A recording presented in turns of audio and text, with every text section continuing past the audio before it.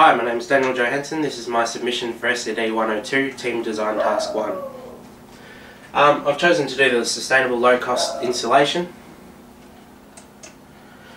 The challenge presented to us by EWB was to produce a low cost insulation system effective for the bendy down shearing shed. It needed to be affordable. I came up with the idea that it needs to be affordable, reliable, flexible and effective. There are some massive heat and temperature extremes out there, and so it needs to cope with all of those very efficiently. It's an active insulation system, so rather than a passive insulation system such as just a mineral wool or something similar put in your walls, this actually runs water from tubes in the wall around underground via a small electric water pump down into ground loops where a heat sink effect takes place and the heat is sapped out of the system, which is then pumped back into the cooling tubes in the walls, similar to a modern refrigeration or air conditioning system. I've also included an adaptable, obviously an optional extra, having the bore water, which is approximately 43 degrees in that region, Cunnamulla region, tapped into the system to bypass the ground loop and obviously run through the cooling tubes, or heating tubes as they now are, to provide some level of heat during the overnight, which can get down to about 5 degrees. The advantages, of course, are being a simple design. There's little or no ongoing maintenance. Unless the water pump breaks down, the system should be running, or if there's a massive leak or obviously the water's run out, it's obviously going to be still running. It is simple and it's highly adaptable. Just plug in an extra loop if you need it to be a little bit cooler or warmer, or plugging in into another house. It can be as simple as just basically piping up to the ground loop. Disadvantages, of course, to change from heat to cool requires someone to actually go out and turn the tap. I suppose an automatic system could be put in, but for this particular design I'll just stick with the tap. Obviously we don't want to make it too over the top in terms of complexity.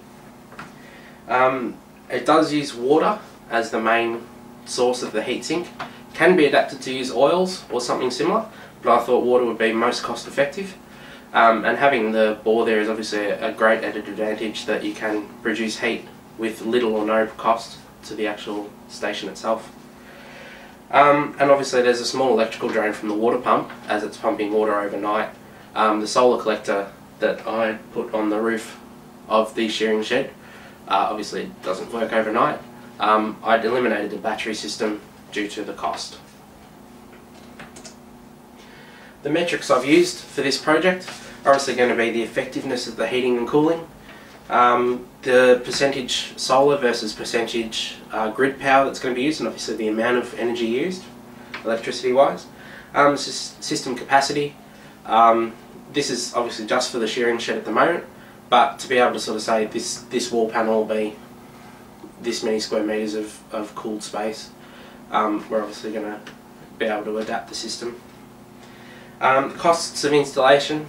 So excavation is going to be big cost because the ground loop has to be about 3 metres or more underground. Obviously the more the better. And the cost of materials. The actual plumbing.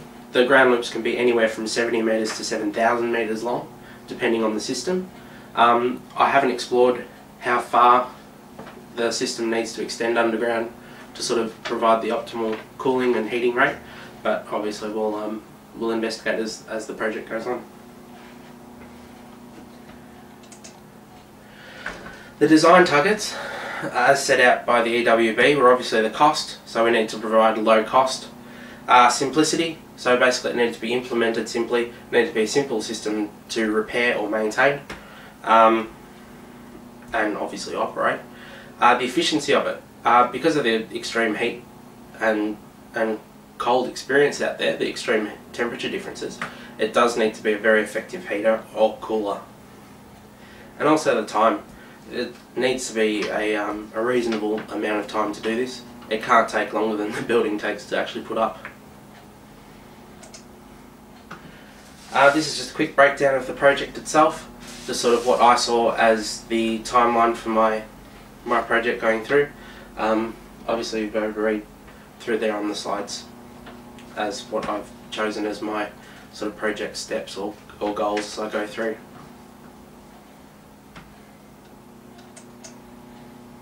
That's basically all. Obviously if I was in classroom I'd ask for any questions. It's not going to help here, but you can yell at the computer screen as often as you want. Yeah, thank you very much for listening to my task.